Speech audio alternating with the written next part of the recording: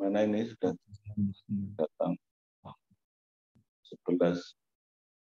Ya sudah, untuk pagi ini kita mulai saja. Silakan.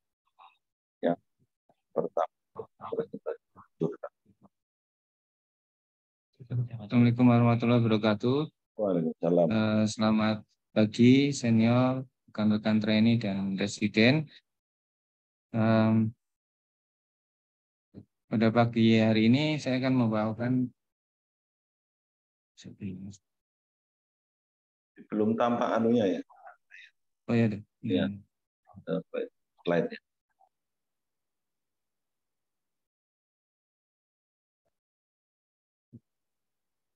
Dok. Ya, ya.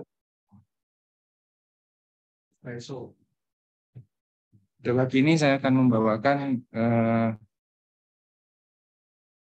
jurnal reading tentang resiko operasi dari thromboembolic complication after major digestive surgery in patient receiving antiplatelet therapy less than from more than 3,000 operation in single tertiary hospital. Pada penelitian ini menunjukkan bahwa penelitian saat ini penggunaan yang berkelanjutan antiplatelet terapi dengan aspirin tidak berefek pada intraoperatif dan postoperatif bleeding pada pasien yang menjalani operasi digestif. Efek preventif dari thromboembolic complication sampai saat ini belum diketahui dengan pasti. Pada penelitian ini diteliti pada 3.072 pasien yang menjalani operasi besar digestif, dibagi menjadi 3 grup, yaitu grup antiplatelet group, terus grup yang kedua adalah grup di mana antiplatelet terapinya dihentikan, dan yang grup ketiga adalah grup tanpa antiplatelet terapi. Artinya pada grup ini pasien yang memang tidak mendapatkan antiplatelet terapi pada sebelumnya. Kemudian dinilai komplikasi tromboembolik dari antiplatelet terapi grup yang menunjukkan bahwa pada pasien yang dihentikan terapi antiplatelet grupnya menunjukkan bahwa tidak berefek yang bermakna dengan adanya postoperative bleeding complication atau mortalitas.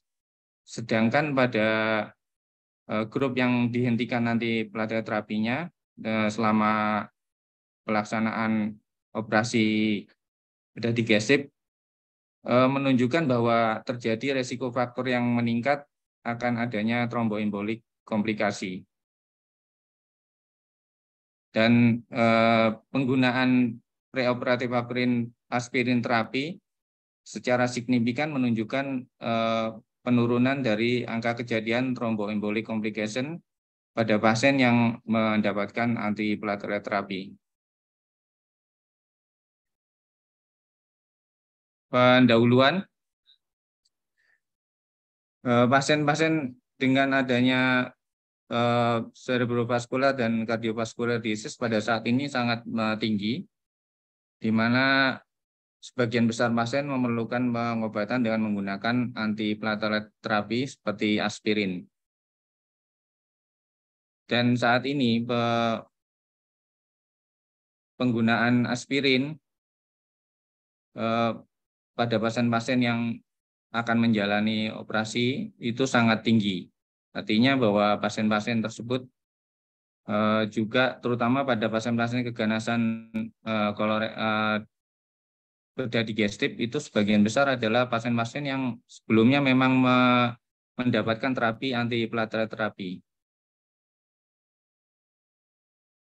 Sedangkan antitrombosis manajemen perioperatif sampai saat ini masih sangat sulit karena juga beresiko adanya perioperatif bleeding atau thromboembolic complication. Pada beberapa penelitian bahwa disebutkan bahwa penggunaan perioperatif antiplatelet terapi selama beberapa jenis operasi telah dilaporkan dan saat ini dinyatakan aman. Sedangkan beberapa penelitian lain menyebutkan bahwa penggunaan preoperatif dari antiplatelet terapi tidak berhubungan secara signifikan dengan komplikasi dari bleeding. Sehingga dapat disimpulkan bahwa ada manfaat dengan melanjutkan terapi preoperatif antiplatelet terapi selama pelaksanaan operasi bedah digestif. Pada saat ini fokusnya bergeser, jadi sebelumnya pada beberapa kasus bahwa kita masih memikirkan tentang efek bleeding selama atau postoperatif. Tapi saat ini fokusnya telah beralih menjadi resiko bleeding, beralih ke resiko dari tromboembolik yang terjadi yang berhubungan dengan adanya efek dari withdrawal dari antithrombotic medication. Pada penelitian ini, protokol perioperatif antithrombotic management mengikuti Kokura protokol dari Jepang. Kami di sini direview sebanyak kurang lebih 3.000 pasien yang menjalani operasi besar digestif untuk malignansi dan dilihat resiko faktor untuk terjadinya tromboembolik dan bleeding complication dengan multivariate analysis, kemudian dibandingkan efeknya di antara dua efek tersebut. Metodenya jadi dari operasi ini mulai dari dinilai dari tahun 2005 sampai 2019 dengan pasien-pasien yang menjalani operasi sebanyak 6.500, tapi ini secara keseluruhan 6.500 pasien yang menjalani operasi bedah digestif. Kemudian 1.300 pasien di exclude karena operasinya dalam operasi emergensi, sehingga tersisa 5.271 pasien menjalani operasi bedah digestif elektif. Kemudian di exclude lagi sebanyak 2.199 pasien yang menjalani operasi tapi yang hasilnya jinak, itu di exclude. Kemudian terdapat sisanya sebanyak 3.000 pasien yang menjalani operasi besar digestif untuk malignansi yang sudah sesuai dengan kriteria. Dibagi menjadi 3 grup, non-APT grup sebanyak 2.109 pasien dan grup yang dihentikan terapi antiplateletnya sebanyak 542 dan grup yang dilanjutkan terapi antiplateletnya sebanyak 421.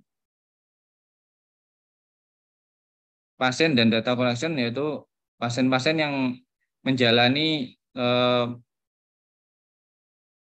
operasi besar digestif, yaitu meliputi operasi esofago gastrointestinal surgery untuk keganasan, meliputi 1.445 kolorektal reseksi, 847 gastrik reseksi, dan 82 esophageal reseksi. Dan juga pasien-pasien hepatobiliar pankreatik surgery untuk keganasan meliputi 437 liver resection dan 206 pancreatic resection, 29 bile duct resection. Untuk simptom dan fungsional status disesuaikan dengan Aston Cooperative Oncology Group Scale dengan performa status. TNM-C clinical stage mengikuti edisi ke-7 dari TNM classification. Thromboembolic complication meliputi cerebral infarct, myocardial infarct, mesenteric infarction, pulmonary thromboembolis, dan akut atrial embolism. Dan bleeding complication-nya meliputi luminal bleeding, causa gastrointestinal bleeding, abdominal bleeding, dan abdominal wall hematome. Sedangkan outcome dari operasi mengikuti dinilai thromboembolic complication dan bleeding complication. yaitu pada pasien yang membutuhkan transfusi karena kehilangan darah 500 ml atau lebih. Perioperatif thrombotic management mengikuti Kokura protokol yang nanti akan disampaikan di akhir. Perioperatif aspirin monoterapi dilanjutkan sampai 1 hari sebelum menjelang operasi. Sedangkan pasien yang mendapatkan thienopiridin seperti clopidogrel atau prasugrel pada antiplatelet terapi dihentikan 1 minggu sebelum operasi. Kemudian postoperatif langsung diberikan antiplatelet terapi jika tidak ada tanda-tanda dari perdarahan. Sedangkan pencegahan venous thromboembolis, tromboemboli vena, baik melakukan mechanical prophylaxis dengan menggunakan intermittent pneumatic compression dan graduated compression stocking tetap dilakukan. Sedangkan pasien yang mendapatkan oral antikoagulan terapi, yaitu warfarin terapi, dihentikan warfarinnya, kemudian dilanjutkan dengan menggunakan unfractional heparin. Postoperatif, kemudian dilanjutkan lagi antikoagulan terapinya. Sedangkan potensial thromboembolic risk pada pasien-pasien yang mendapatkan antithrombotik terapi, antiplatelet terapi mengikuti CHADS2 scoring system.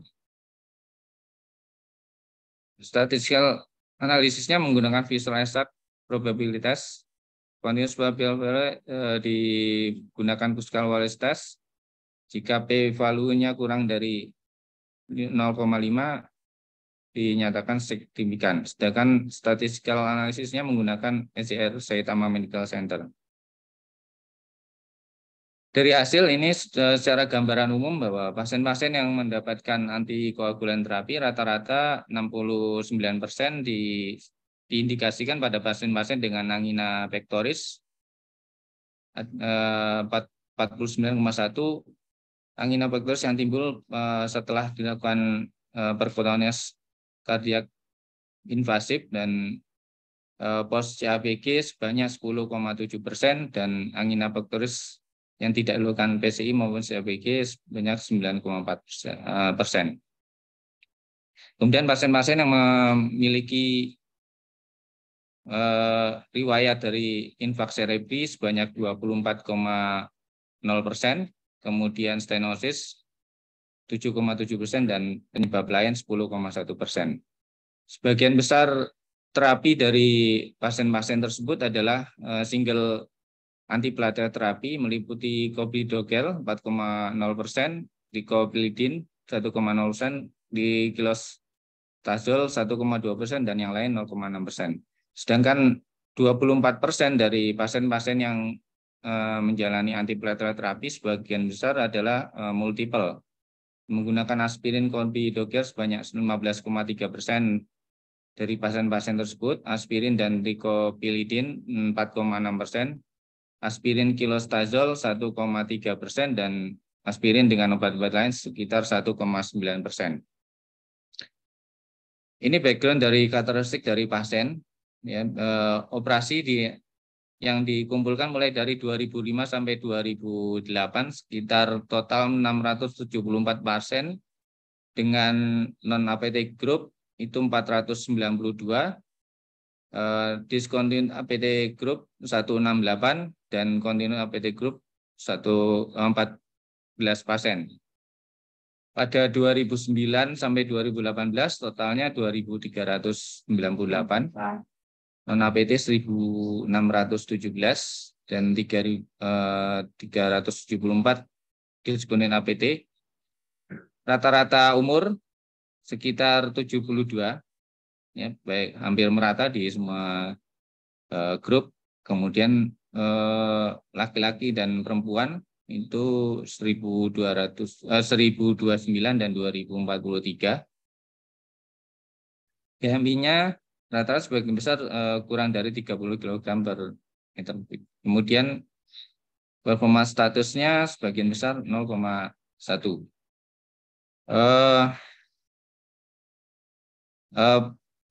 Penyakit-penyakit yang melatar belakangi sebagian besar ada hipertensi 974, diabetes mellitus 627, congestive heart failure 358, PCI dan CABG 592 dan TIA 320, stenosis 74 dan hemoperineal dialisis sebanyak 83. Kemudian modifikasi dari CHA score-nya sebagian besar adalah low risk dengan skor 0. Kemudian CHA-2 pas score-nya high risk dengan 2.242. Stadium penyakitnya rata-rata stadium penyakitnya sebagian besar adalah stadium kurang dari stadium 3. Yang terbesar adalah operasi ini dari gastrointestinal surgery meliputi 2.401 resection dari GI esophageal surgery, yaitu esophageal surgery 82 pasien, gastric resection yang tertinggi 874 dan kolorektal yang paling banyak adalah 1.445. Sedangkan HPV surgery 671.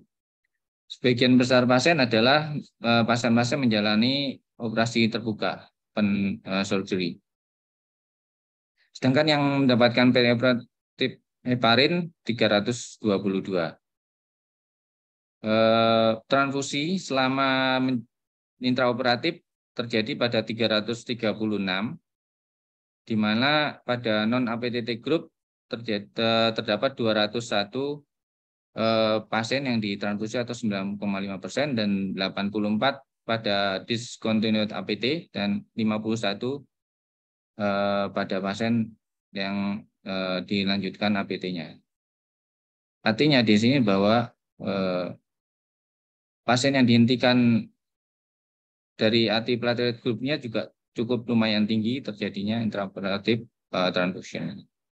Blood loss yang tadi lebih dari 500 ml pada non-APTT 294 dan discontinued APT 66, 58 pada continued APTT. Artinya tidak begitu berbeda jauh.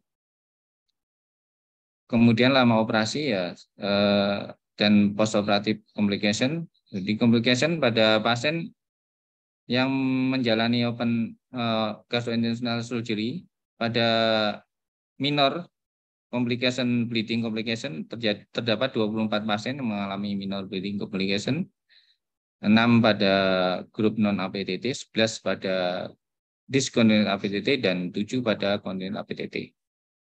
Sedangkan major perdarahan mayor terjadi pada 38 pasien, di mana terjadi pada 21 pasien non APT, 8 pada discontinued APT dan 9 pada continued APT. Artinya ada sedikit perbedaan, tapi tidak begitu banyak bermakna. Sedangkan thromboembolic complication terjadinya infarks cerebri pada 16 pasien, 6 pada pasien non APT, 10 pada pasien yang dihentikan APT-nya, antiplatelet terapinya.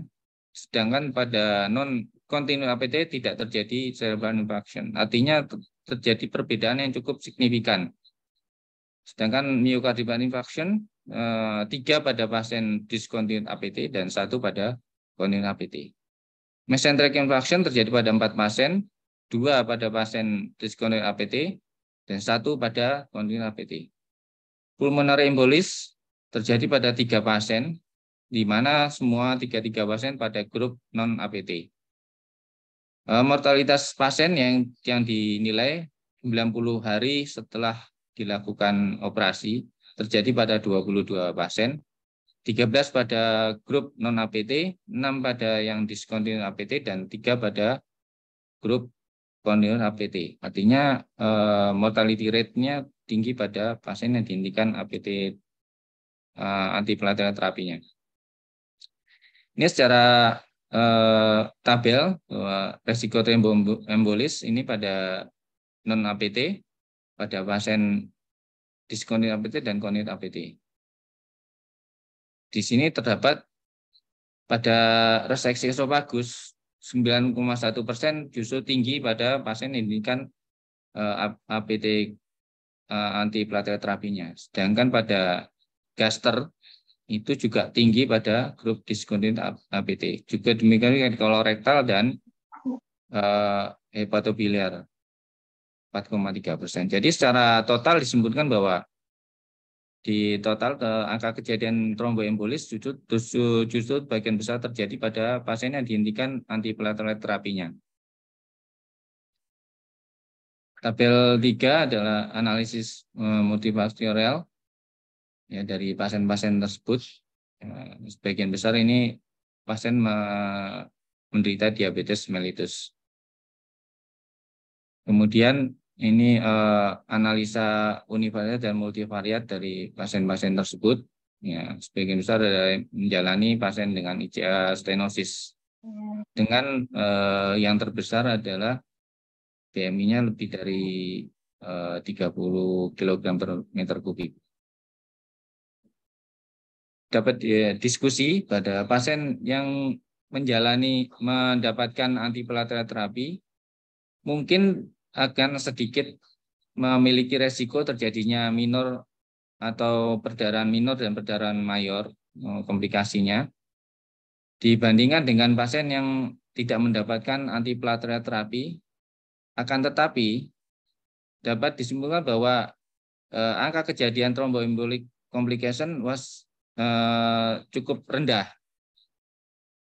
Preoperatif aspirin terapi secara signifikan mengurangi angka kejadian thromboembolic complication pada pasien yang mendapatkan antiplatelet terapi. Kemudian pencegahan thromboembolic event in more important than treating complication lebih. Jadi di sini dapat disebutkan bahwa pencegahan thromboembolik itu lebih lebih baik untuk mencegah komplikasinya supaya tidak menimbulkan kematian atau sequel dari postoperasinya. Sedangkan untuk pasien yang menjalani endoskopik prosedur, penghentian aspirin tidak meningkatkan prognosis. Ya, jadi tidak meningkatkan prognosis dari penyakitnya. Jadi ada sedikit di situ dilaporkan pasien minor bleeding pada pasien dengan APT group atau aspirin yang dilanjutkan, tapi tidak begitu bermakna. Pada saat ini fokus yang pada awalnya itu kita berpikir pada resiko dari gastrointestinal hemorrhage atau perdarahan gastrointestinal sebagai resiko operasi, justru sekarang bergeser menjadi resiko tromboembolis yang berhubungan dengan withdrawal atau ketergantungan, efek negatif ketergantungan dari antithrombotik terapi. Jadi seimbang efeknya antara resiko perdarahan dan resiko tromboembolik. Kemudian pemberian preoperatif aspirin monoterapi merupakan pilihan yang cukup bijak, cukup baik dilakukan selama operasi-operasi besar bedah digestif. Jadi ada keseimbangan yang cukup baik antara resiko perdarahan dan tromboembolik resiko.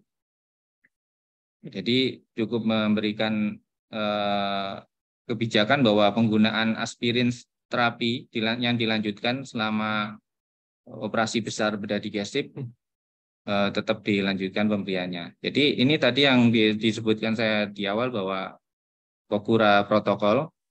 Jadi pasien-pasien yang mendapatkan terapi antitrombosis, antiplatelet aspirin dilanjutkan sampai 1 hari sebelum pembedahan.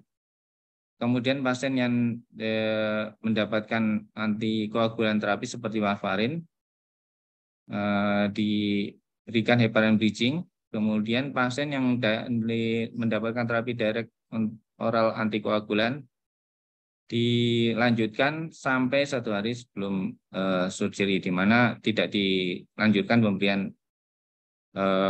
heparin. Kemudian pada setelah postoperatif dilanjutkan terapi dari antitrombotik terapinya, ya, kecuali ada tanda-tanda perdarahan yang mayor. Demikian jurnal reading yang saya sampaikan. Mohon asupannya, dokter. Oke, terima kasih. Yang perlu mungkin saya tanyakan itu adalah pada pasien-pasien yang dilakukan terapi dengan aspirin preoperatif, itu apakah diperiksa juga mungkin faktor-faktor perdarahannya sebelum operasi?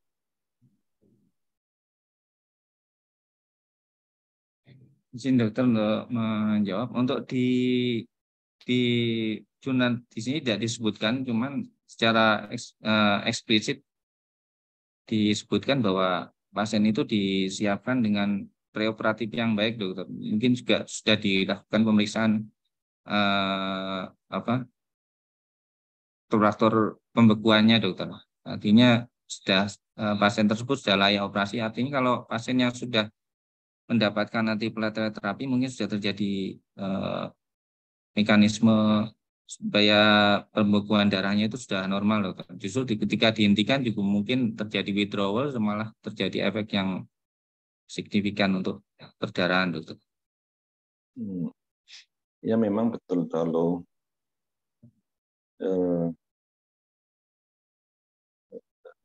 mestinya kalau katakanlah INR itu hingga 1,5, misalnya katakanlah secara detail setelah dilakukan pemberian sebelum itu, apakah juga dilakukan terapi atau tidak? Atau iya itu ya, apakah itu nanti ada komplikasi? Karena memang saya pernah tidak tanya, kemudian operasi hernia itu memang tidak pernah berhenti itu, walaupun bisa dihentikan tapi tidak lama sekali operasi. Itu untungnya kan operasi hernia. Jadi perdarahan yang osing terus gitu. Nah itu ternyata dia minum spilet, sehingga terjadilah pemanjangan waktu, komplikasi sih nggak terjadi. Hanya kemudian setelah itu di stop spiletnya, itu baik. Gitu. Kalau yang ini, kan ini direncanakan sehingga satu dikasih, kemudian yang satu dikasih, kemudian yang satunya itu grupnya yang satu grupnya. Jadi ada 3 grup, dokter, yang memang tidak mendapatkan antiplatelet terapi dari awal, ada yang sudah mendapatkan antiplatelet kemudian dihentikan, dan antiplatelet tetap dilanjutkan dengan aspirin. Dilanjutkan itu setelah operasi. Jadi preoperatifnya tetap dilanjutkan sampai 1 hari sebelum operasi, dokter. Jadi efeknya itu ternyata efek bleeding pada operasi mayor itu tetap hampir sama, dokter, antara yang baik yang dihentikan atau yang dilanjutkan. Tapi risiko tromboembolisnya justru lebih tinggi pada pasien yang dihentikan pemberian aspirinnya. Terjadi, apakah di situ dicatat juga terjadi istilahnya pemanjang perdarahan di durasi operasinya? Tidak dicantumkan, cuman hanya di sini dinilai kebutuhan transfusi durasi operasi, dokter, yang lebih dari 500 cc. Ya. Kemudian setelah operasi, bagaimana dengan pemberian aspirinnya? Setelah pasca operasi, pemberian aspirin tetap dilanjutkan, dokter. Berapa hari? sesuai dengan klinis pasiennya yang itu. Jika tidak ada perdarahan dilanjutkan sesuai dengan programnya, dokter. Artinya pasien-pasien tersebut memang sudah mendapatkan antiplatelet terapi yang sudah terprogram, dokter. Jadi ya kalau dia seharinya mendapatkan 100 mg per hari ya dilanjutkan pemberiannya seperti itu, dokter. Kecuali ada perdarahan mayor. Ya jelas. Kalau misalnya itu tidak jadi perdarahan selama dan setelah operasi, dan apakah mulai day one day post operasi itu sudah diberikan gitu atau ada protokolnya nggak pemberian aspilennya setelah operasi? Kalau dari protokolnya langsung dilanjutkan, dokter. Hari berapa? Gimana, dok? Hari keberapa? Post operatif langsung, dokter. Jadi begitu selesai operasi besoknya itu jika tidak ada tanda perdarahan mayor langsung Langsung diberikan diberikan. menurut terapi. Apakah semuanya itu baik-baik saja setelah, khususnya yang di terapi ya, khususnya yang di terapi dengan antiplatelet sebelum operasi itu, apakah tidak ada yang mengalami suatu perdarahan setelah dilanjutkan pemberian pada hari pertama? Kalau dari penelitian ini tidak ada efek perdarahan setelah dilanjutkan, dokter. Jadi reoperasinya tidak terjadi, dokter. Cuman angka mortality rate-nya hampir seimbang, loh. Di sini ada angka mortalitas rate-nya. Jadi pada mortalitas pasien keseluruhan 22, 13 pada non-APT dan 6 pada diskontil APT dan 3 pada yang dilanjutkan antiplatelet terapinya. Tadi tidak disebutkan ini mortality-nya karena perdarahan setelah pemberian itu, dokter. Jadi ini biasanya mortalitasnya langsung terjadi perdarahan mayor yang mungkin membutuhkan reoperation sehingga terjadi mortality rate. Sebentar. Jadi betul-betul mortality rate itu oleh karena pemberian aspilet setelah operasi itu? Bukan, dokter. Maka ini tidak ada hubungannya dengan pemberian postoperatif antiplatelet terapinya, dokter. Tapi disebutkankah di situ itu apa sebab kematiannya itu? Di sini sih tidak disebutkan, dokter, di jurnal ini. Tidak disebutkan, semuanya nggak disebutkan. Kematiannya sebab apa, itu enggak ada. Di sini cuma disebutkan ada beberapa yang mengalami postoperatif bleeding, dokter, kemudian membutuhkan terapi, reoperasi, kemudian terjadi mortality 90 hari setelah operasi. Tapi tidak disebutkan mana yang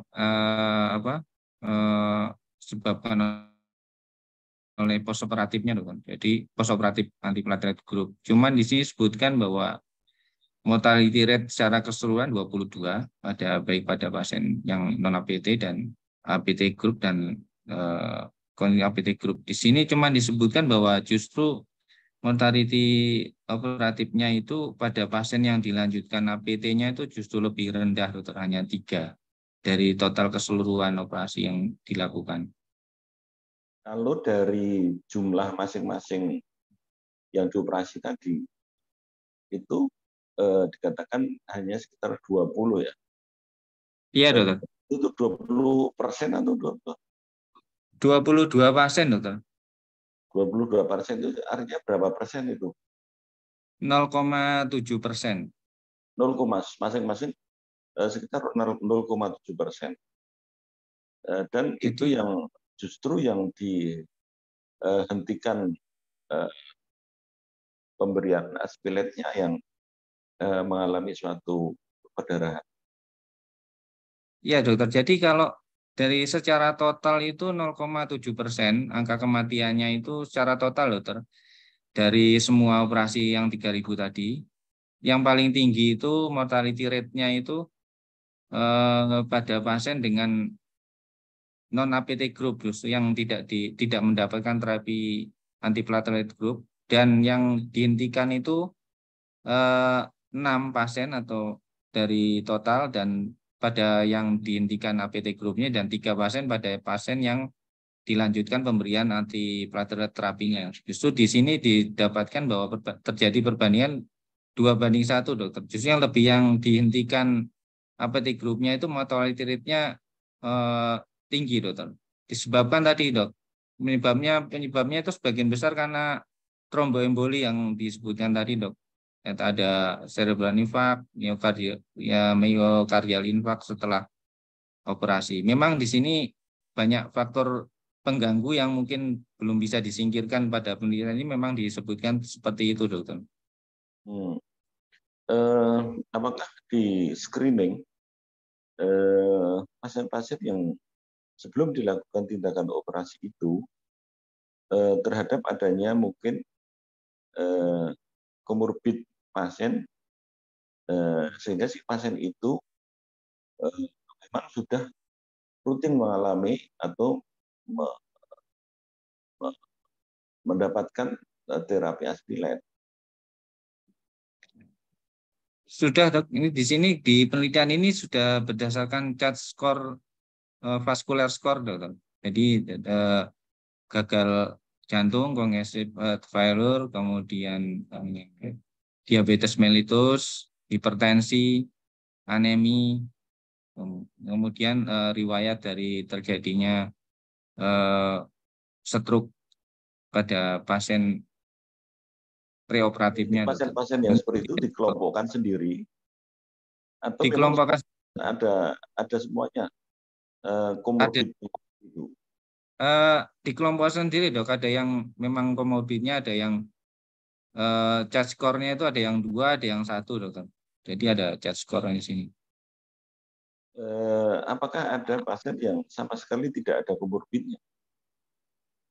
Ada pada pasien yang non APT group, dok, yang tidak dari awal memang tidak mendapatkan antiplatelet terapi. Jadi artinya ini kan setelah operasi dia juga tidak mendapatkan? Tidak, dokter. Jadi memang ini membandingkan, jadi antara pasien yang sebagai kontrol mungkin, dok. Jadi pasien yang dari awal memang tidak mendapatkan antiplatelet terapi. Berapa? Gimana, dok? Angka kematian yang tidak ada, istilahnya nggak ada riwayat terapi dengan aspirin, itu angka kematiannya berapa di situ? 0,6%, dok. 13 pasien dari 0,6%. keseluruhan. Iya, dok.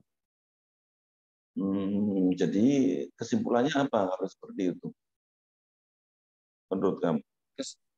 Kesimpulannya artinya kalau pada pasien-pasien, kalau dari jurnal ini, dokter, jadi kalau pada pasien-pasien yang memang sebelumnya tidak mendapatkan, yang sebelumnya memang mendapatkan antiplatelet terapi, itu justru lebih aman jika dilanjutkan aspirinnya pada sebelum operasi sampai dengan postoperatif daripada dihentikan, dokter. Jadi ini pada jurnal ini justru paradigmanya itu, kalau dulu karena kita dihentikan pemberian aspirin karena kita takut perdarahan, tapi fokus dan paradigmanya sekarang bergeser ke risiko tromboembolinya yang lebih tinggi, dokter, untuk dicegah, karena itu akan meningkatkan mortalitas dari pasien. Jadi artinya tetap dilanjutkan, lebih baik dilanjutkan daripada dihentikan, dok. Ya, kalau berdasarkan umur, Anda kan perhitungannya. Kalau berdasarkan umur di sini hanya ada distribusi umur, dok. Rata-rata 70 tahun, dok. Jadi range-nya itu antara 19 sampai 96 tahun. Jadi dengan rata-rata umur dari sekitar rata-rata umur itu ada analisanya masing-masing terhadap ya pada yang ada komorbidnya dan yang tidak ada komorbidnya, kemudian berapa persen terjadinya suatu katakanlah kematian. ini sih tidak disebutkan, makanya dari tidak, dong. Makanya dari penelitian ini angka pengganggunya yang cukup mendapatkan bias memang cukup tinggi dokter. Cuman jadi artinya pada penelitian ini hanya dia menggambarkan dari protokol Kokura yang diterapkan di Jepang itu apakah memang betul pemberian dilanjutkan pemberian aspirin itu lebih aman daripada dihentikan. Dari itu dia mereview dari 3.000 pasien yang dioperasi dok, dikelompokkan berdasarkan ini tadi, kemudian status performanya juga dikelompokkan, kemudian penyakit-penyakit penyertanya dikelompokkan, kemudian dilihat dari angka. Jadi hanya mengalihkan fokusnya dokter. Jadi pada penelitian ini saya tangkapnya itu jadi kalau resiko perdarahan dibandingkan tromboemboli itu justru yang harus lebih diperhatikan tromboembolinya dok. Jadi kalau tromboemboli itu tertangani, mungkin mortalitasnya akan lebih kurang daripada kita takut karena perdarahannya, tapi terjadi postoperatif tromboemboli justru akan meningkatkan resiko kematian. Apakah itu memang istilahnya lebih tapi itu sama gitu. Artinya bahwa angka kematian itu sama-sama cukup rendah istilahnya. Ya 0,6 0,7 kira-kira itu cukup rendah. Jadi hampir tidak ada perbedaan bermakna terhadap angka kematian walaupun dikatakan risiko untuk terjadinya tromboemboli itu lebih bermakna apabila tidak dilanjutkan pemberian aspiratnya setelah operasi. Namun ternyata kejadiannya hampir tidak bermakna, gitu loh. Jadi statement yang mengatakan bahwa withdrawal incident pasca operasi itu sebenarnya juga tidak begitu bermakna antara yang diberikan dan yang tidak. Gimana menurut Anda?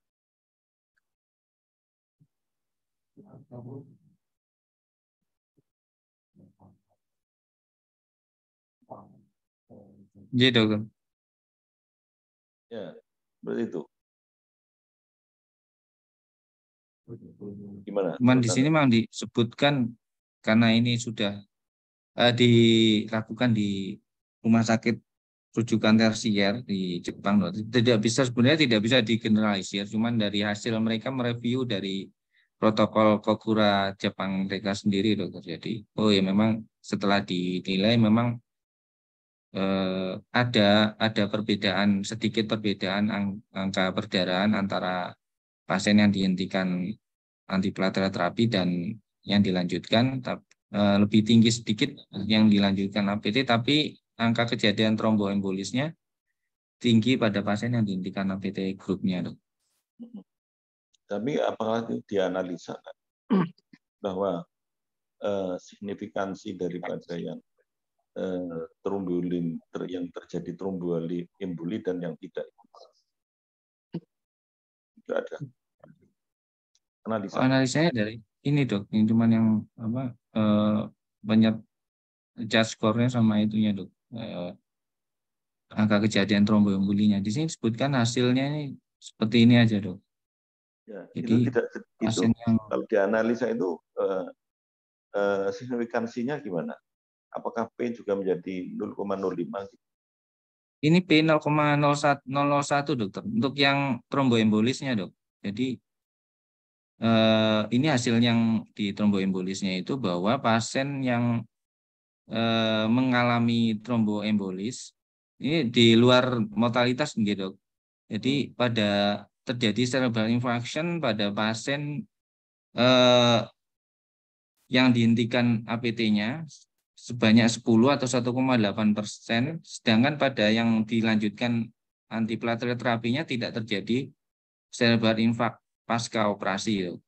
Kemudian yang myocardial infarct juga 3 pasien pada pasien yang dihentikan dan hanya 1 pasien yang dilanjutkan APT grupnya. Sedangkan mesenteric infarct itu 2 pada pasien yang dihentikan, 1 pada pasien yang dilanjutkan dengan signifikansinya sekitar 0,01 dok. berarti bermakna gitu ya. Gitu. Harus dilanjutkan. Kemudian yang tidak dilanjutkan itu berarti terjadi emboli. Kemudian yang dilanjutkan itu baik-baik saja. Iya, Dok. Artinya bahwa pemberian aspirat setelah operasi itu kecil kejadiannya, terjadinya suatu perdarahan. Justru kalau tidak diberikan itu kemungkinan akan timbul suatu emboli. Itu semuanya pada kejadian yang komorbidnya adalah stroke sebelumnya. Ada yang semuanya Dok. Semuanya Dok. Dari yang ada yang pos BCI, pos CAPG, riwayat stroke, yang bukan DM. Iya Dok.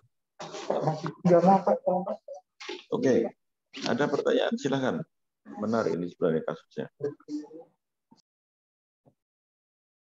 Halo, Siden ada yang bertanya?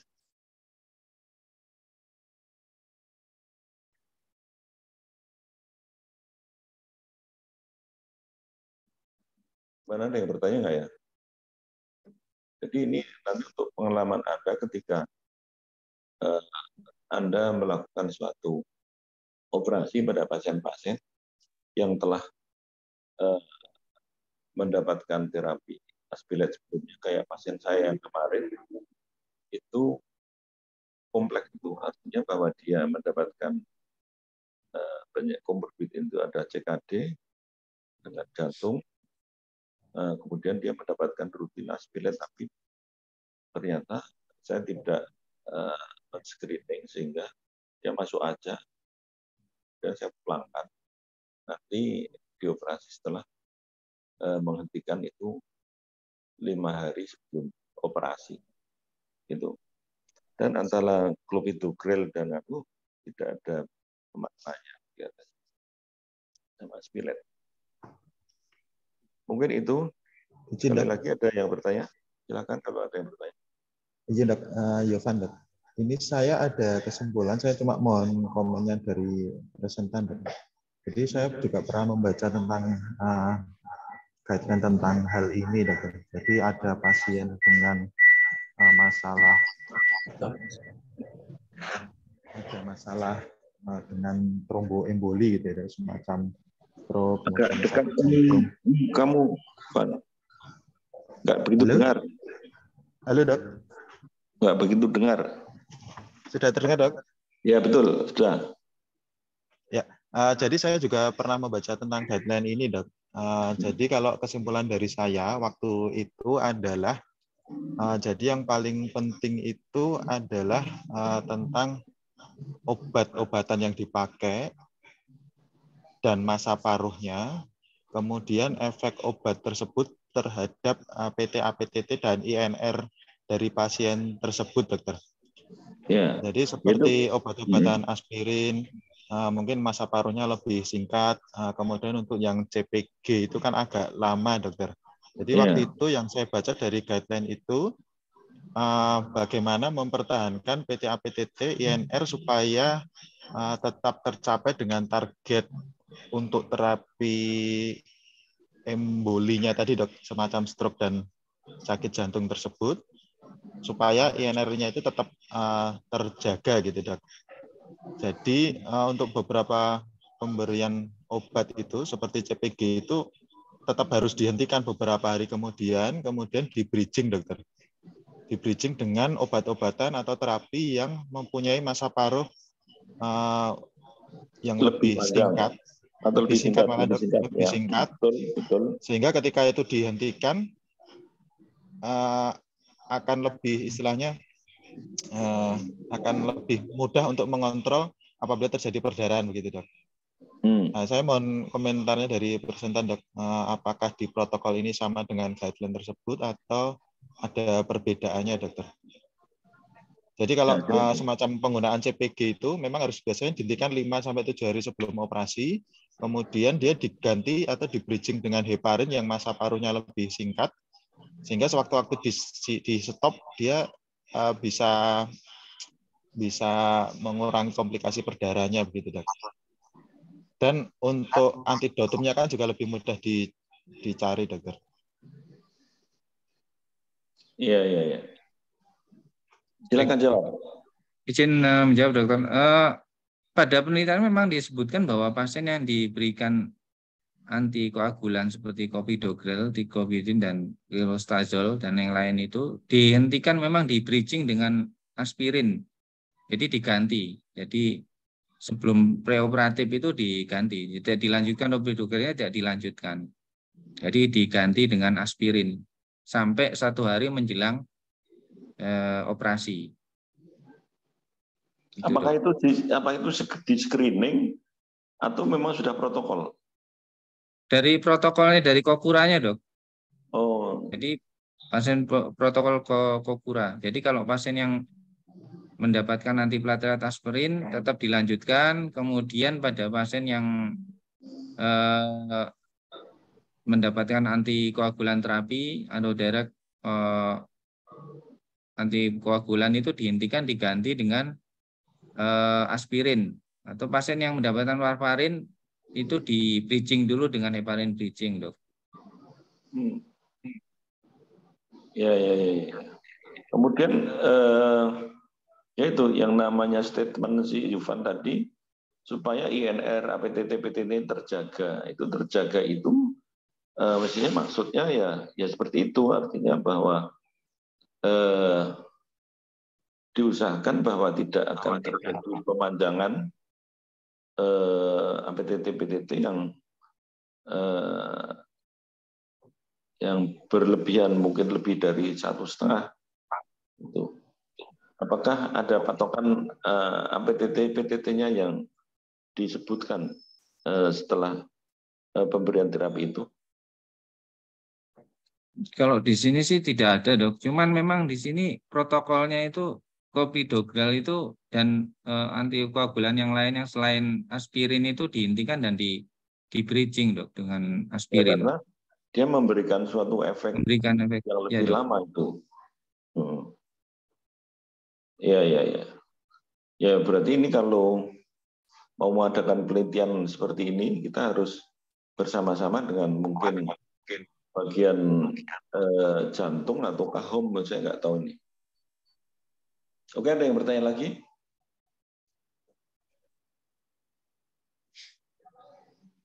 Halo?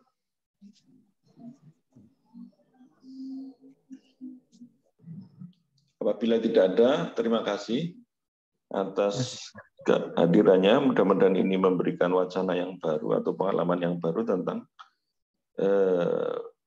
operasi-operasi di mana pasien sebelumnya mendapatkan suatu antikoagulan ataupun antiplatelet. Oke, terima kasih sekali lagi. Dan yang kedua, silakan.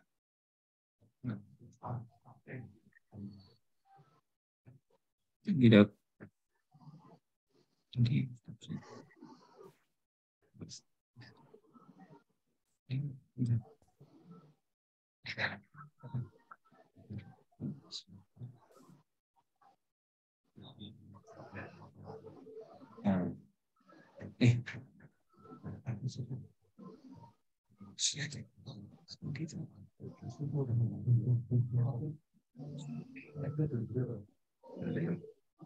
Itu stopnya ini kan.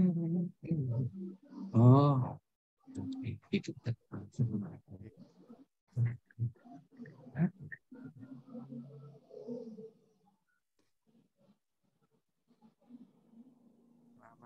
Selamat pagi, Dokter. Ya. Izin membacakan jurnal yang kedua, Dokter. Ya. Sudah terlihat ya, Dokter? Sudah. Oke. Selamat pagi, Dr. Agus. Izin membacakan jurnal dengan judul Risk Factors for Ileopolic Anastomosis Descent, a Cohort Study, Jadi faktor-faktor risiko untuk kebocoran anastomosis ileokolika, sebuah penelitian kohort. Jadi anastomosis leak atau di penelitian ini itu disebut AL. Itu setelah colorectal surgery itu adalah komplikasi yang paling berat ya, merusak. Jadi insidensinya lumayan tinggi, 1-15,9%. Kemudian ini juga penyebab utama meningkatnya morbiditas, mortalitas, waktu tinggal di rumah sakit yang lama, dan biaya yang lebih tinggi. Kemudian sebenarnya anastomosis leak sendiri itu setelah rectal resection atau reseksi di bagian-bagian rektal itu cenderung lebih tinggi daripada di ileokolika. Tapi sudah cukup banyak penelitian yang meneliti di rectal resection. Jadi penelitian tentang ileokolikal itu masih sangat jarang. Makanya dilakukan penelitian ini. Tujuan utamanya adalah untuk mengidentifikasi faktor-faktor resiko yang terjadi preoperatif, perioperatif, dan postoperatif, dan apakah ada faktor yang pelindung atau protektifnya untuk anastomosis leak setelah ileocecal resection. Jadi khusus untuk ileocecal saja. Jadi setelah right atau extended right colectomy with ileocolic anastomosis. Jadi untuk pasien-pasien dengan hemikolektomi kanan atau extended hemikolektomi kanan. Tujuan keduanya adalah untuk mengetahui pengaruh leak anastomosis ini terhadap apakah perlu dioperasi lagi dan mortalitas serta waktu tinggal di rumah sakitnya seperti apa. Ini adalah penelitian yang mengambil semua pasien dengan anastomosis ileokolika setelah yang seperti tadi saya bilang hemikolektomi kanan atau extended hemikolektomi kanan dari tahun 2008 sampai 2017. Dan anastomosis leak sendiri itu bisa dilihat dalam 90 hari, batasannya 90 hari setelah operasi. Kriteria inklusinya ini khusus untuk pasien dengan kolon cancer. Jadi untuk pasien yang selain kolon cancer tidak diikutkan. Kemudian ini harus elektif, pasiennya harus kondisi dalam operasi elektif dengan apapun jenis anastomosisnya diikutkan, apakah Hensun atau dengan stapler, dan semua jenis semua grade ASA anestesi diikutkan. Eksklusi kriterianya itu untuk emergency surgery tidak diikutkan. Kemudian kalau bukan cancer tidak diikutkan, kalau reseksinya tidak ada anastomosisnya tidak diikutkan. Kemudian multivisceral resection dan dilakukan ileostomi juga tidak diikutkan, paliatif juga, dan misalkan ada reintervention atau reoperation setelah operasi yang pertama juga tidak diikutkan.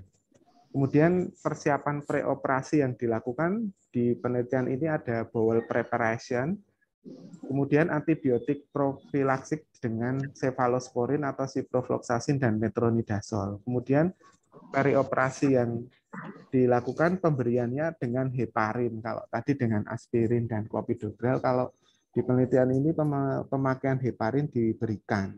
Jadi setelah operasi juga dilakukan ERAS atau pemberian konsepnya ERAS. Kemudian definisinya anastomosis leak itu adalah suatu defek di dinding intestinal yang ada hubungan antara intra dan ekstraluminal. Kemudian untuk anastomosis leak sendiri curiganya kalau gejala klinis bisa dilihat dari abdominal tenderness, kemudian septicemia, dan adanya bukti ada udara atau fecal discharge dari drainasenya. Kemudian anastomosis leak-nya itu ada dibagi dua, mild dan severe. Kalau yang severe itu pasien yang membutuhkan surgical treatment karena sepsis atau peritonitis, itu disebut grade C. Kemudian kalau mild anastomosis leak itu biasanya hanya diterapi dengan antibiotik dan atau secara radiologis kemudian dibuatkan drainase. Ini di penelitian ini disebut grade A dan grade B. Kemudian pasien yang ikut dalam penelitian ini dikumpulkan demografik datanya, kemudian kebiasaan merokoknya, kemudian pasien dengan histori atau riwayat imunosupresi, kemudian malignansinya, kemudian end-stage renal failure-nya, kemudian pemakaian kortikosteroid, baik kongenital atau imunodefisiensi yang dapatan. Kemudian pasien yang preoperatif data yang seperti dikumpulkan adalah ASA, BMI, serum albumin, hemoglobin, kemudian untuk diagnosis sendiri seperti tadi colon cancer dan inflammatory bowel disease, unresectable polyp, bowel occlusion, localis peritonitis, kemudian jenis surgerinya adalah ileocecal resection dan tracheolectomy dan extended tracheolectomy. Anastomosis yang dikerjakan adalah extracorporeal ileocoelic anastomosis. Kemudian dengan teknik stapler diperkenankan maupun dengan Hansun juga diperkenankan. Jadi side to side atau end to side semuanya diikutkan baik dengan continuous suture atau interrupted jahitan interrupted juga diikutkan. Kemudian jahitan seromuskular oversewing itu juga sebagai protective faktornya atau namanya reinforcement kalau dalam penelitian ini juga mengikutkan baik yang jahitannya continue maupun yang interrupted. Kemudian perioperatif datanya yang dikumpulkan adalah albumin, kemudian vasoaktif, obat-obatan vasoaktif, kemudian transfusi darah, dan postoperatif data yang dikumpulkan adalah waktu tinggal di rumah sakit dan waktu dideteksinya kebocoran anastomosis leak dan mortalitasnya. Analisa statistik menggunakan chi-square dan ANOVA. Kemudian kalau membandingkan dua grup dengan t-test dan analisa univariat dan multivariat logistic regression untuk mengetahui faktor-faktor yang dominan dari banyak faktor yang mempengaruhi anastomosis leaks-nya. Kemudian statistik analitik menggunakan software R36 dan signifikan dianggap bermakna jika P kurang dari 0,05. Ini adalah gambaran singkat dari penelitian ini. Jadi ada sekitar 824 pasien yang diikutkan dalam penelitian ini dari Januari 2008 sampai Desember 2017. Kemudian di-exclude hingga yang memenuhi kriteria adalah tinggal 470. Ini yang di-exclude, ada yang emergency surgery, kemudian diagnosa yang bukan colon cancer, kemudian tanpa anastomosis, kemudian multivisceral resection, temporary loop ileostomy, paliatif, dan membutuhkan reintervensi setelah operasi pertama. Itu setelah di-exclude hal tersebut tinggal 470. Kemudian dari 470 itu yang mendapatkan suture reinforcement atau kalau overhacting istilahnya itu ada 268, yang tidak di suture reinforcement adalah 202. Dari yang di reinforcement ada leakage 14, dan yang dari 14 itu 7 mild dan 7 severe. Kemudian kalau yang tidak dilakukan reinforcement, yang leakage 30, itu terdiri dari yang 9 mild dan 21 severe.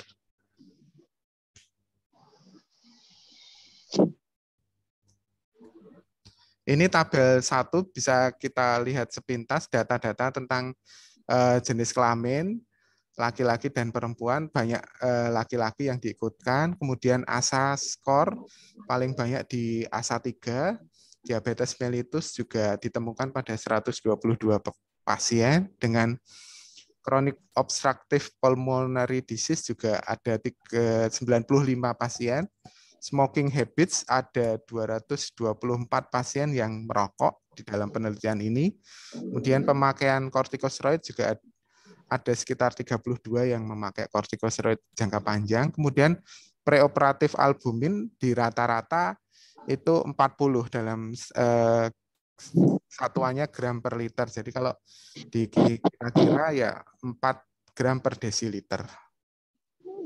Kemudian dari tabel ini, univariat analisis ini, kita bisa melihat type of surgery-nya, ileocecal resection, recollectomy, dan extended recollectomy.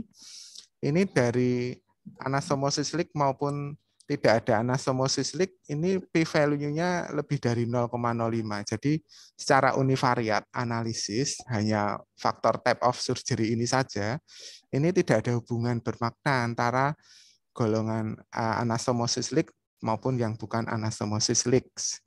Kemudian kalau operating times rata-rata 178 menit. Jadi ini juga secara statistik tidak bermakna karena P-nya 0,105. Ini dilakukan tesnya dengan ANOVA. Kemudian anastomosis tekniknya dengan manual dan stapler. Ini antara kelompok anastomosis leak dan yang bukan tidak terjadi anastomosis itu juga tidak ada perbedaan bermakna. Kemudian kalau untuk type of anastomosisnya apakah set to set maupun set to end to set, baik manual maupun yang stapler, dari jenis yang AL maupun non AL itu juga tidak terdapatkan perbedaan bermakna secara univariat. Jadi per faktor, jadi belum dikombinasi dengan faktor yang lain gitu. Jadi kalau analisa univariat ini kalau yang kelihatan bermakna adalah yang reinforcement. Jadi untuk pasien-pasien yang dilakukan reinforcement dengan kejadian anastomosis leak ternyata ada perbedaan bermakna secara faktor khusus untuk reinforcement, belum dilakukan analisa dengan faktor yang lain dengan multivariat analisis. Ini masih univariat analisisnya, masih length of stay rata-rata 12,8. Ini antara kelompok yang AL dan non AL ini ada perbedaan bermakna. Cuman ini baru univariat analisis, belum secara multivariat. Cara post-operatif blood transfusion, transfusi darah selama operasi, ini juga ada perbedaan bermakna antara kelompok AL dan non-AL. Kemudian waktu post-op AL detection juga ada perbedaan bermakna.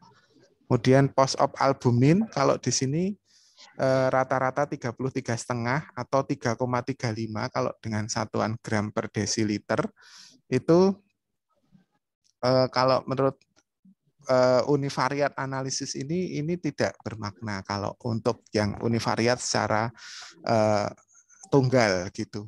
Kalau untuk vasoaktif drug treatment juga ada perbedaan bermakna, jadi antara kebutuhan obat-obat vasoaktif. Kemudian mortality-nya untuk kasus-kasus AL dan non-AL ini juga ada perbedaan bermakna.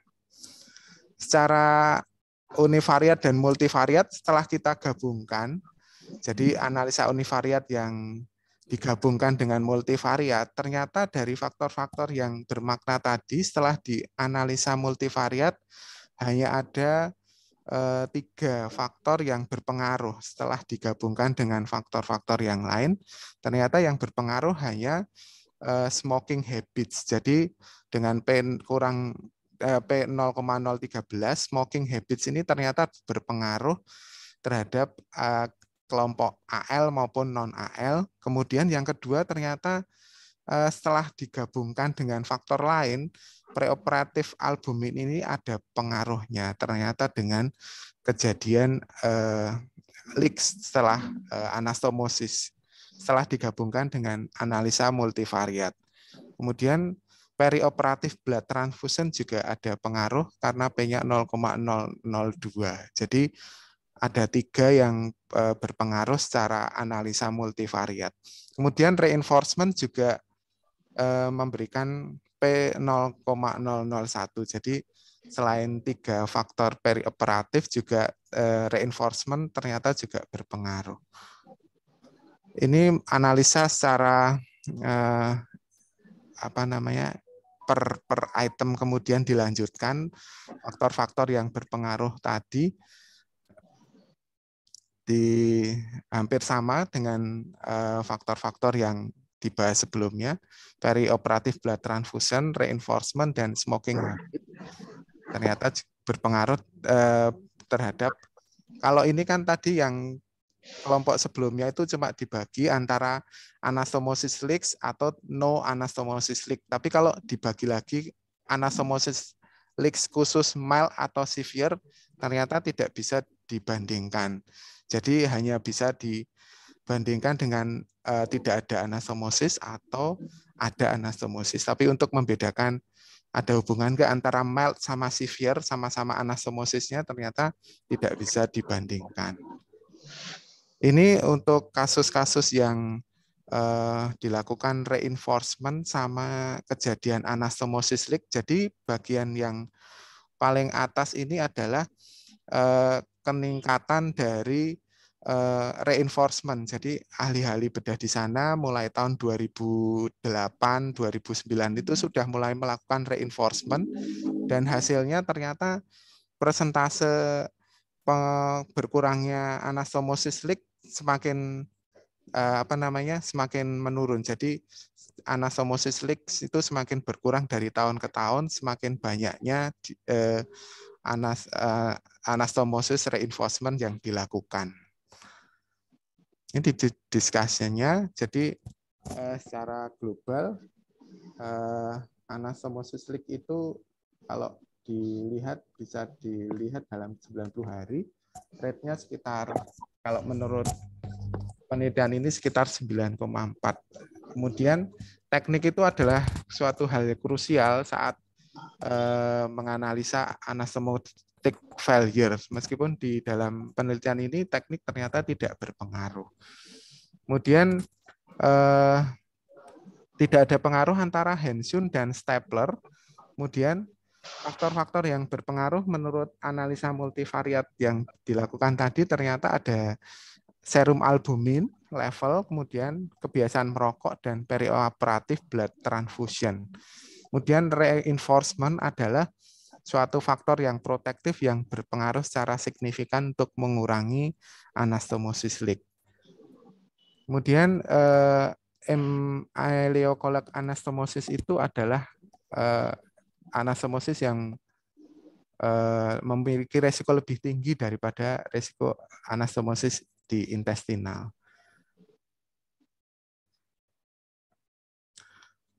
Kemudian dari 13,2 anastomosis leaks itu ternyata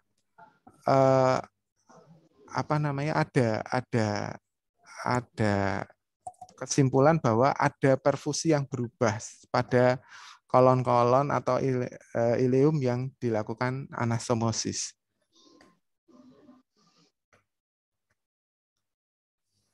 Kemudian variabel perioperatif yang dianggap yang potensial risk factor untuk anastomosis leak antara lain seperti yang dikemukakan tadi adalah albumin.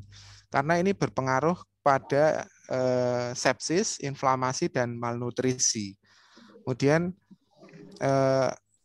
untuk proliferatif dan remodeling dari suatu healing proses itu juga membutuhkan albumin level yang baik, termasuk untuk sintesis kolagen dan proliferasi fibroblast. Kemudian untuk perioperatif blood transfusion, kenapa kok menjadi independent risk factor? Karena kalau kondisi anemia terjadi hipoksia, kemudian hipovolemia dan mengganggu perfusi jaringan. Dan terjadi immunosuppressive effects juga. Untuk smoking, ternyata juga ada hubungan antara leak post-operatif karena dipengaruhi oleh tobacco use, karena penggunaan tobacco itu karena berhubungan dengan mekanisme yang berhubungan dengan nikotin, terjadi vasokonstriksi sehingga mengurangi perfusi dan oksigenasi, dan akhirnya muncul mikrotrombus yang disebabkan oleh platelet adhesiveness seperti yang tadi penelitian jurnal reading yang pertama. Jadi gastrointestinal anastomosis healing atau penyembuhan setelah anastomosis itu memang melibatkan banyak faktor termasuk jenis-jenis kolagen, kemudian mikrobioma di usus sendiri, dan serosal layer strengthening atau reinforcement itu merupakan faktor yang penting. Kemudian pada akhir-akhir ini reinforcement itu sudah banyak dikerjakan untuk meningkatkan healing proses dari anastomosis sendiri. Kemudian secara signifikan reinforcement seromuskular dengan serosal approximation itu meningkatkan secara signifikan kesembuhan, healing atau mengurangi resiko AL. Tahun 2008 sendiri 63 pasien yang dilakukan ileokolik tanpa reinforcement itu rate-nya anastomosis leak itu 15,8. Memang sangat tinggi kalau tanpa reinforcement. Kemudian reinforcement yang dikerjakan bisa interrupted atau running suture. Kemudian untuk mengurangi, untuk mencegah anastomosis descent, reinforcement sangat disarankan, baik untuk yang side to side maupun yang end to side atau end to end. Kemudian kalau anastomosis leak yang berat itu merupakan faktor yang sangat mengganggu, mengurangi, meningkatkan morbiditas dan mortalitas serta mengurangi meningkatkan length of stay-nya. Identifikasi dari preoperatif dan operatif variabel untuk potensial risk factor untuk anastomosis leak itu sangat penting kita ketahui untuk memilih kira-kira pembedahan seperti apa dan strategi seperti apa untuk mencegah anastomosis leak. Hanya untuk penelitian ini mempunyai limitation atau batasan, yaitu hanya berfokus pada ileokolik saja untuk penelitiannya. Jadi hanya single center, hanya di satu tempat, dan ini retrospektif. Jadi kelemahannya adalah ini salah satunya retrospektif. Jadi kesimpulannya setelah penelitian ini adalah poor nutritional status atau dalam hal ini albumin, kadar albumin, kemudian kebiasaan merokok, dan perioperatif blood transfusion itu faktor yang sangat meningkatkan desensi setelah anastomosis. Kemudian reinforcement atau overacting setelah anastomosis itu mempunyai pengaruh yang signifikan dalam mengurangi anastomosis leak. Kemudian karena ada kelemahan tadi untuk studinya, jadi disarankan untuk multicenter studies dan dilakukan secara prospektif. Jadi bisa diikuti sampai pasien itu outcome-nya seperti apa. Terima kasih, Dokter. Mohon asupan. Ya, terima kasih, Dokter Anton. Jadi ini sebenarnya cukup bagus dalam artian satu, umumnya yang namanya morbidity rate dan hospital morbidity rate dan mortality rate itu biasanya itu dihitung 30 hari. Nah ini 3 bulan. Itu kan luar biasa, 3 bulan. Artinya bahwa monitoring itu harus selama 3 bulan. Padahal yang namanya itu tadi setidaknya 1 bulan. Salah satu yang saya luar biasa seperti itu. Terus kemudian penelitiannya juga banyak faktor-faktor yang dianalisa yang mungkin akan memberikan suatu analisa yang lebih tepat lagi. Kemudian juga faktor-faktor tersebut antara lain yang sudah tadi disebutkan Yang mungkin menjadi pertanyaan saya itu adalah bahwa reinforcement. Reinforcement kalau di tempat kita biasanya dibilang sebagai overheating. Pemikiran saya itu reinforcement itu tidakkah akan mempengaruhi blood flow di daerah anastomosis itu, sehingga ada suatu ketakutan kalau reinforcement justru akan meningkatkan leaks, tapi ternyata di sini tidak itu. Kemudian sebagai suatu hal yang mungkin harus diukur secara terukur, artinya terukur itu ada suatu satuannya, misalnya itu, jadi angan-angan saya aja, blood flow dari situ, dari daerah yang akan dianastomosis, sebelum dilakukan suatu enforcement atau setelahnya juga. Kalau punya alat itu, pikiran saya itu diukur saturasinya itu mungkinkah? Kan saturasi itu baru diukur dengan jari saja. Nah, itu bisakah menciptakan alat bahwa daerah yang mau dianastomosis itu diukur saturasinya. Sehingga kalau saturasinya bagus ya dilakukan anastomosis. Kemudian setelah di reinforcement diukur lagi. Itu. Jadi mungkin istilahnya bukan suatu pengalaman yang empirik, tapi suatu sifatnya yang sudah prospektif. Itu. Kemudian kalau hal yang lain itu biasa saja, artinya faktor-faktor kayak albumin. Kemudian merokok itu sudah jelas-jelas akan mengakibatkan terjadinya suatu oklusi daripada pembuluh darah. Sehingga pada kebanyakan perokok itu pembuluh darahnya mungkin banyak yang menyempit, sehingga terjadilah apa yang dinamakan mungkin arteriosklerosis. Itu. Yang lain mungkin biasa saja, dan ini hanya untuk ileokolik anastomosis. Oh ya, satu lagi. Pada reinforcement yang stapler itu apakah juga dilakukan? Karena stapler itu jahitannya sudah double, atau mungkin sekarang sudah ada yang triple itu. Jadi double itu artinya 2 baris, mungkin yang baru itu ada yang 3 baris. Staplernya itu juga apakah di situ masih perlu dilakukan reinforcement? Oke, makasih Dr. Anton. Iya, Dokter. Kalau untuk yang stapler di sini tetap dilakukan reinforcement, Dokter. Oh ya, ya.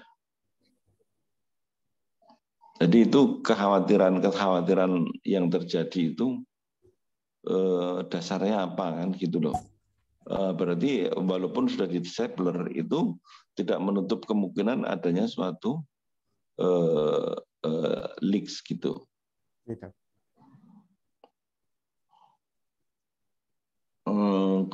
Kalau kesimpulannya seperti itu, adanya suatu leaks, itu berarti ya memang perlu dilakukan suatu penelitian, juga boleh sebenarnya dilakukan reinforcement dan tidak reinforcement dengan atau nyontoh caranya ini aja bukan juga nggak masalah.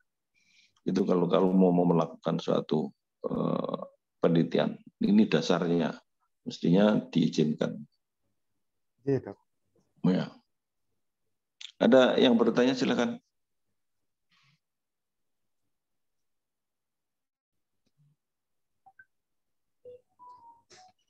Halo Residen, Router ini, silakan Anda bertanya. Mumpung ada yang menjawab itu loh. Izin bertanya, Dokter. Izin bertanya pada presentan. Ya. Untuk derajat anastomosis leakage tadi, grade-nya itu kriterianya apa aja ya, Dok ya?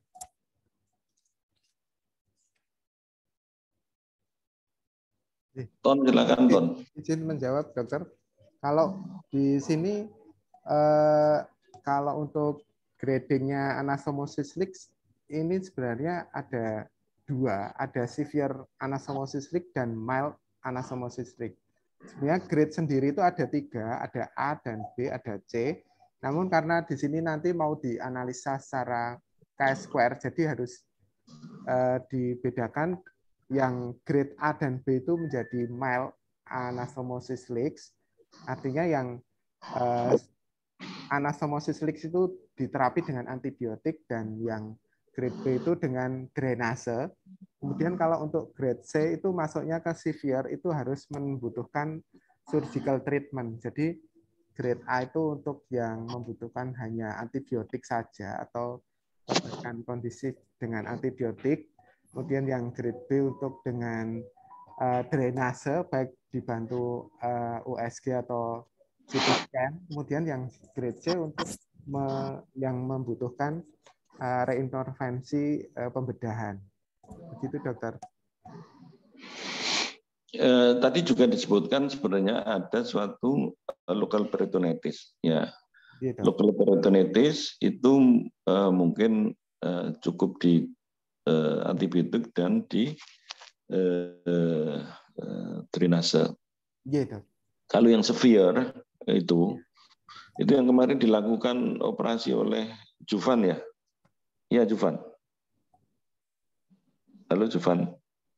Juvan sudah lewat mungkin.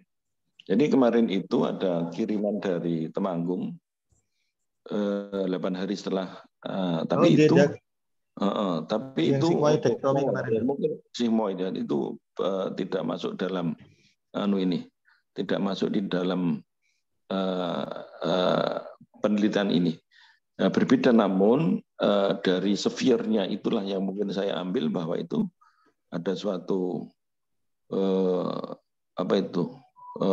feses yang keluar dari drainnya itu, sehingga itu harus segera dilakukan suatu intervensi pembedahan. Dan walaupun sudah 8 hari itu saya lihat itu masih bersih gitu loh, masih bersih walaupun mungkin ada adesi, tapi kelihatannya dari foto yang ditunjukkan kepada saya itu ususnya itu masih bersih. Begitukah, Juvan? Betulkah? Beda. Waktu itu yang keluar itu pusnya dulu, Dokter. Pusnya lumayan bawah, banyak di bagian bawah. Kemudian ada feses juga, Dok. Cuma gerempel di bagian bawah memang.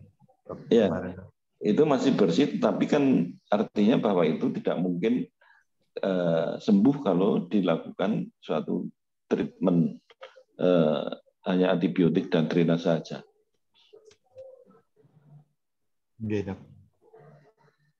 Ya, jadi kemarin itu kelihatannya itu putus, hampir putus separuh atau lebih mungkin.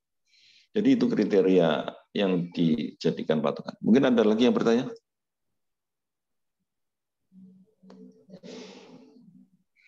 Oke, kalau tidak ada, terima kasih atas presentasinya dan kehadiran Presiden dan Trene. Mudah-mudahan ini memberikan suatu mungkin pengingat kembali terhadap anastomosis leak, faktor-faktornya dan kemudian cara mengatasinya, sehingga kita akan bisa mendapatkan suatu hasil yang lebih baik lagi di dalam menangani anastomosis, khususnya ileokolik anastomosis. Terima kasih atas presentasinya. Saya tutup pagi ini dengan wassalamualaikum warahmatullahi wabarakatuh. Selamat bekerja dan sampai ketemu di jurnal reading berikutnya. Terima kasih, Dokter. Terima kasih, Dokter. Ya, sama-sama. Live saya ya. Iya, Dokter.